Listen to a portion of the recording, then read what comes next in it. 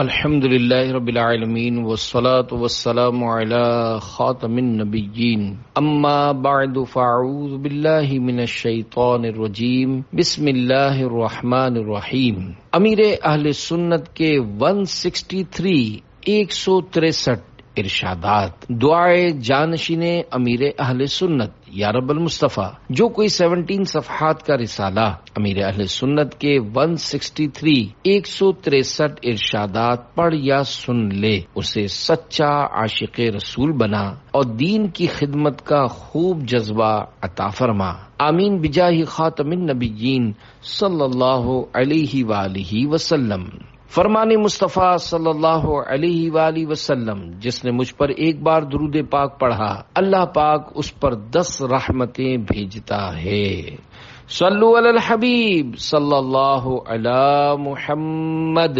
دور حاضر کی عظیم علمی و روحانی شخصیت شیخ طریقت امیر اہل سنت حضرت علامہ مولانا محمد الیاس عطار قادری رضوی دامت برکاتہم العالیہ ان ہستیوں میں سے ایک ہیں جنہیں اللہ پاک نے بے پناہ علم و حکمت سے نوازا ہے۔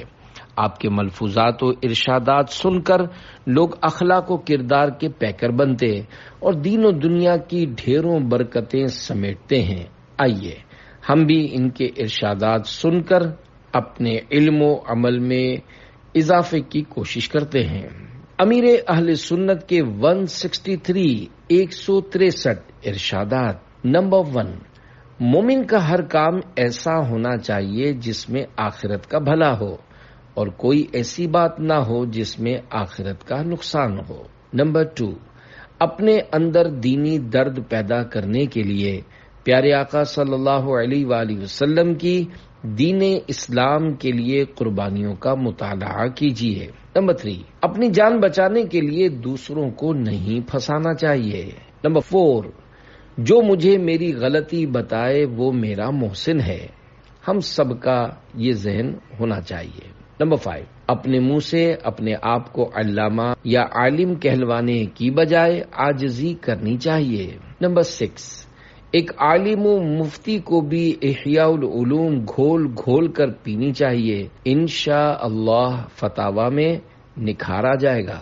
نمبر 7، نماز جلدی جلدی پڑھنے کی بجائے تجوید و قرات کا لحاظ کرتے ہوئے ظاہری و باطنی آداب کے ساتھ پڑھیے۔ نمبر 8، اذان کے بعد بس ایک ہی کام، نماز نماز بس نماز۔ نمبر 9، اہل علم یہ غور کرے کہ کیا بے پڑھا فرد مجھے حقیر لگتا ہے یا نہیں، اور اللہ پاک سے ڈرے کہ کہیں سامنے والا اللہ پاک کی بارگاہ میں مقبول نہ ہو۔ نمبر 10، ہمارے بزرگ سادہ کاغذ کا ادب کر گئے، کاش ہم بھی اپنی قلم کتب کا ادب کریں۔ نمبر 11، جس کو نماز میں لذت آتی ہے اس کے لیے اس سے بڑی کوئی نعمت نہیں۔ نمبر 12، امتحان جتنا سخت ہوتا ہے سند بھی اتنی ہی اعلیٰ ملتی ہے۔ 13، ڈاکٹر ایک ہی ہونا چاہیے کیونکہ اس طرح وہ ہماری بدنی کیفیات جان لیتا ہے کہ کون سی دوا موافق ہوتی ہے اور کون سی نہیں۔ 14، اللہ نے قسم کھائی یہ کہنا بے ادبی ہے، یوں کہنا چاہیے کہ اللہ پاک نے قسم یاد فرمائی۔ نمبر 15، اگر گھر والے داڑھی رکھنے سے منع کریں تو اپنے اچھے کردار اور آنسوؤں کے ذریعے منائیے، بد اخلاقی سے معاملہ مزید بگڑ سکتا ہے۔ 16، ظالم اور ظلم کی عمر کم ہوتی ہے۔ 17، اگر مظلوم سے معافی مانگنا آج مشکل لگتا ہے تو آخرت کا معاملہ مشکل ترین ہے۔ 18، text message, voice message, video clip اور یادگار مناظر وغیرہ کے ساتھ تاریخ، ماہ و سن لکھنا نہایت مفید رہتا ہے اور اس سے یادگار باقی رہتی ہے۔ 19، لطف اندوز ہونے کے لیے سورج گہن یا چاند گہن کی تصاویر بنانا اچھی بات نہیں۔ 20، ٹینشن 1000 بیماریوں کو جنم دیتا ہے۔ 21، اپنی مرضی سے علاج کرنے کی بجائے ہمیشہ ڈاکٹر کے مشورے سے علاج کرنا چاہیے۔ 22 گھر میں مدنی چینل چلتا رہے گا تو آپ کے بچوں کی اصلاح کا سامان ہوتا رہے گا انشاءاللہ الکریم۔ 23 طبیعتیں مختلف ہوتی ہیں، لہذا احادیث مبارکہ میں تجویز کردہ علاج بغیر طبیب کا مشورہ لیے کرنے کی ممانعت ہے۔ 24 والدین کو چاہیے کہ سب سے پہلے اپنے بچوں کو دین کی ضروری تعلیم دیں۔ 25 بچپن ہی سے اپنی بچی کو حیا کا درس دیجیے۔ ماں کو چاہیے کہ چلتی پھرتی بچی کو چست پاجامہ نہ پہنائے۔ 26 میاں بیوی یہ معاہدہ یعنی پیکٹ کر لیں کہ آپس میں ہونے والی ناراضی کا اپنے اپنے والدین وغیرہ کو نہیں بتائیں گے۔ 27 ایسا سوال نہ کیا کریں جس سے سامنے والا کسی کا عیب کھول دے یا غیبت کے گناہ میں جا پڑے۔ 28 نئے گھر میں سب سے پہلے قرآن کریم رکھنا اچھی بات ہے۔ 29 نئے گھر میں شفٹ ہوتے وقت قبر میں ہونے والی شفٹنگ کو یاد کیجیے۔ 30 آپریشن کروانا ہو تو کم از کم 2 سرجنوں سے مشورہ کر لینا چاہیے۔ 31 پانچوں نمازیں پابندی سے پڑھنے کی عادت بنانے کا اصل وظیفہ یہ احساس ہے کہ نماز میرے رب نے مجھ پر فرض کی ہے۔ 32 ایسا کام یا انداز مت اختیار کیجیے جس سے لوگ دین سے دور ہوں۔ 33 جانور کے ذبح ہوتے وقت تماشا بنانے کے بجائے جانور پر رحم کھاتے ہوئے اپنی موت کو یاد کرنا چاہیے۔ 34 روحانی علاج میں طاقت ہے۔ 35 زیادہ باتیں کرنا انسان کے وقار کو داغدار کرتا ہے۔ 36 عام طور پر ہر ایک کو خاموش طبیعت انسان اچھا لگتا ہے۔ 37 بعض اوقات ایک گناہ کئی گناہ کرواتا ہے۔ 38 ہر بچے کی پیدائش یعنی برتھ کے ساتھ رخصت یعنی موت بھی کھڑی ہوتی ہے۔ 39 قرضہ ٹینشن لاتا اور نیند اڑاتا ہے۔ 40 قربانی کا جانور ایسی جگہ ذبح کیجیے جہاں کسی پیدل یا سوار کو تکلیف نہ ہو۔ 41 مذہبی لوگوں کو زیادہ محتاط رہنا چاہیے کہ سفید کپڑے پر داغ دور ہی سے نظر آ جاتا ہے۔ 42 یا اللہ 49 بار پڑھ کر جانور پر دم کر دیجیے، انشاءاللہ نظر لگنے اور مختلف بیماریوں سے حفاظت ہوگی۔ 43 میں یہ چاہتا ہوں کہ ہمارے بچے کے ذہن میں یہ بیٹھ جائے کہ محمد صلی اللہ علیہ وآلہ وسلم اللہ پاک کے آخری نبی ہیں۔ 44 ہر وہ بات جس سے گناہوں کا دروازہ کھلے اس سے اجتناب کرنا یعنی بچنا ضروری ہے۔ 45 میرے نزدیک پڑھا لکھا وہ ہے جو کم از کم دیکھ کر قرآن کریم درست پڑھ لیتا ہو۔ 46 اگر عالم سے غلطی سے غلط مسئلہ بیان ہو جائے تو ازالہ کرنے یعنی اپنی غلطی تسلیم کرتے ہوئے درست مسئلہ بتانے میں شرمانا نہیں چاہیے۔ خوف خدا والے علماء ایسا ہی کرتے ہیں۔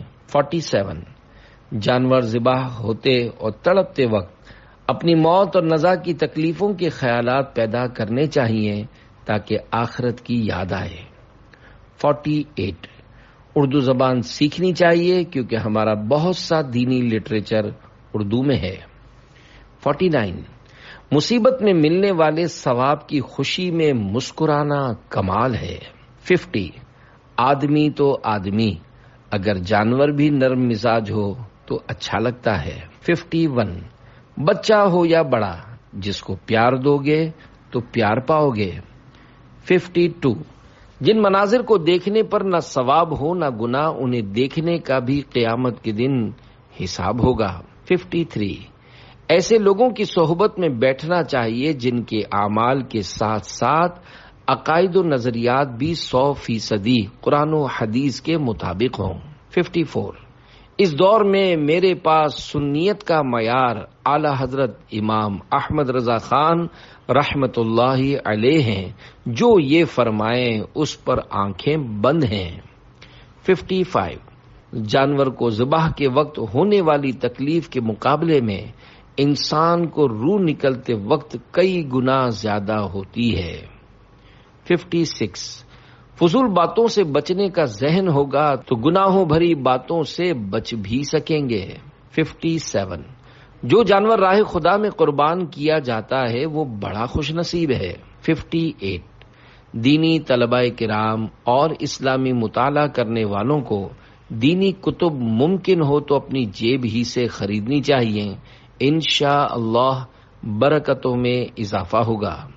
59 اللہ پاک اور اس کے آخری نبی صلی اللہ علیہ وآلہ وسلم کی بارگاہ میں جو اچھا ہے حقیقت میں وہی اچھا ہے۔ 60 ہو سکتا ہے چھوٹی نظر آنے والی نیکی ہی جنت میں لے جائے اور چھوٹا نظر آنے والا ایک گناہ ہی جہنم میں پہنچا دے۔ 61 بعض اوقات چھوٹی نیکی بڑی نیکیوں تک پہنچا دیتی ہے۔ 62 افسوس گناہ اور برے کام کو برا سمجھنے کا رجحان بھی کم ہوتا جا رہا ہے۔ 63 داڑھی شریف کی سنت بد اخلاقیوں اور گالیوں وغیرہ کئی طرح کی برائیوں سے بچاتی ہے۔ 64 شریعت آپ کے پیچھے نہیں چلے گی، آپ خود شریعت کے پیچھے چلیے۔ 65 مسلمان عقل کے نہیں دین اسلام کے پابند ہیں۔ 66 ہم عقل کے نہیں خدا کے بندے ہیں۔ 67 وہی عقل مند ہے جس کی سمجھ میں دین آ جائے۔ 68 بکری میں کرتی ہے تو اس پر چھری چلتی ہے، اور جب بندہ میں کرتا ہے تو وہ لوگوں میں رسوا ہوتا ہے۔ 69 جو اللہ پاک کی بارگاہ میں جھکتا ہے وہ بلندی پاتا ہے۔ 70 جو اللہ پاک اور اس کے آخری نبی صلی اللہ علیہ وآلہ وسلم کی فرما برداری میں لگا رہتا ہے دنیا اس کی خدمت میں لگی رہتی ہے۔ 71 جس کے ہاں قربانی نہیں ہوتی ہو سکے تو اس کو سب سے پہلے قربانی کا گوشت دیجیے۔ 72 اگر کسی مانگنے والے کو گوشت نہیں دینا تو جھڑکے بغیر اس سے اچھے انداز سے معذرت کر لیجیے۔ 73 دعوت اسلامی کے لیے قربانی کی کھالیں جمع کرنا ہمارا مقصد نہیں، ضرورت ہے، ہمارا مقصد نیکی کی دعوت ہے۔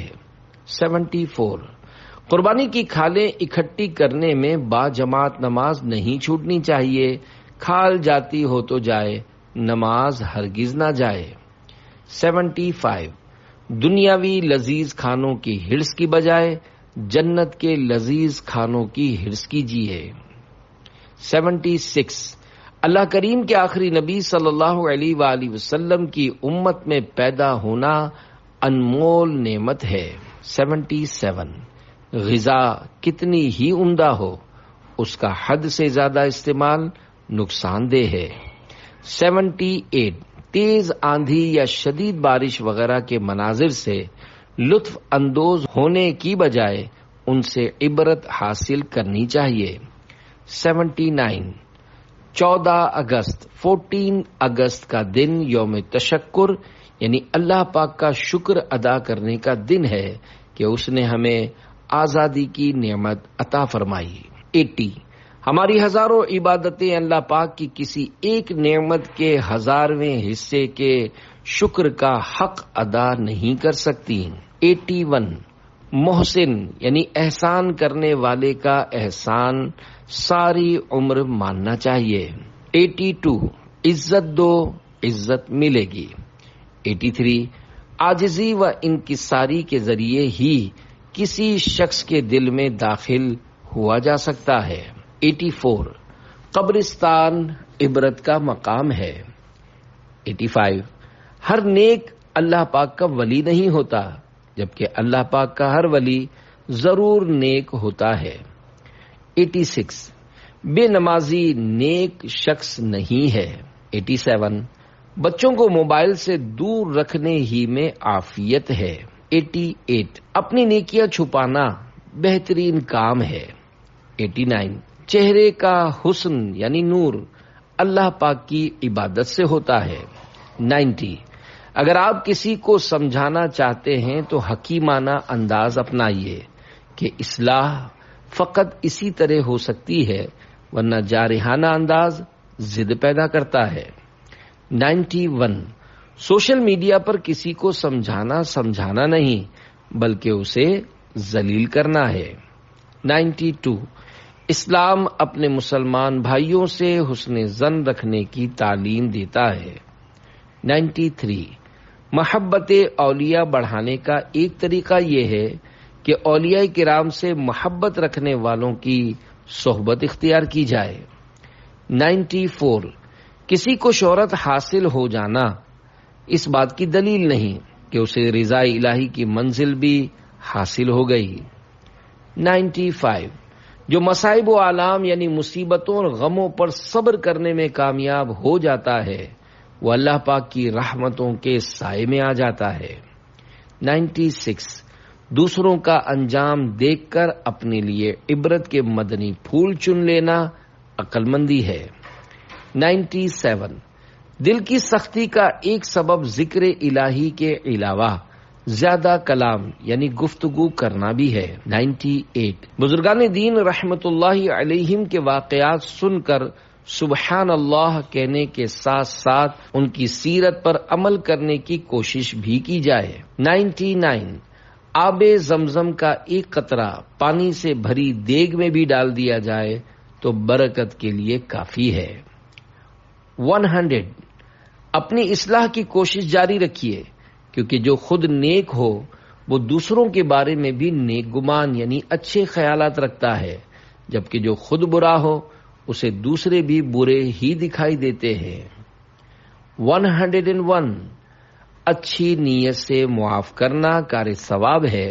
معاف کرنے کا ایک دنیاوی فائدہ یہ بھی ہو سکتا ہے کہ جس کو معاف کیا جائے اس کے دل سے معاف کرنے والے کا بغض و کینہ یعنی دشمنی نکل جائے۔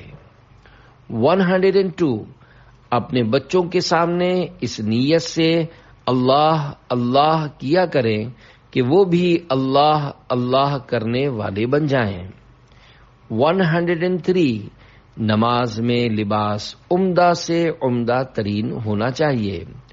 104 آپ کی ایک مسکراہٹ کسی کی نسلوں کو سنوار سکتی ہے اور آپ کی ایک بے رخی کسی کی نسلوں کو راہ راست سے کوسوں دور کر سکتی ہے۔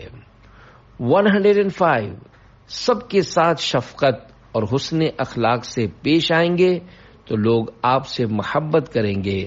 محبت دو محبت لو، نفرت کرو گے تو نفرت ملے گی۔ 106 وقت وہ انمول ہیرا ہے جو ایک بار ضائع ہونے کے بعد دوبارہ نہیں مل سکتا، جبکہ دولت ضائع ہو جائے